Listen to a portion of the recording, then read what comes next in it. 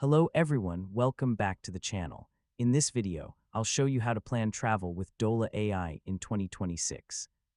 Planning a trip often involves managing flights, hotel bookings, activities, transportation, and many important dates. Dola AI can help you organize these plans by keeping your travel-related events and reminders together in one place. First, open Dola AI and make sure your calendar is connected. Before creating your travel schedule, collect the important details of your trip, such as your departure date, return date, flight times, hotel check-in, and other planned activities.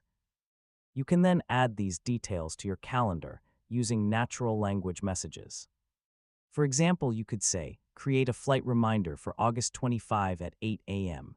You can also create an event for your hotel check-in or an appointment during your trip. For important travel activities, it's a good idea to create reminders before the actual event. For example, you could set a reminder to check in for a flight, pack your luggage, or confirm a hotel reservation. You can also organize your daily travel activities. If you plan to visit several places during your trip, create separate calendar events with the location and time for each activity. When creating travel events, be specific with dates and times. Remember that flights and appointments may use different time zones, so always double-check the local time shown in your calendar and travel documents. Dola can also help you manage changes to your travel schedule.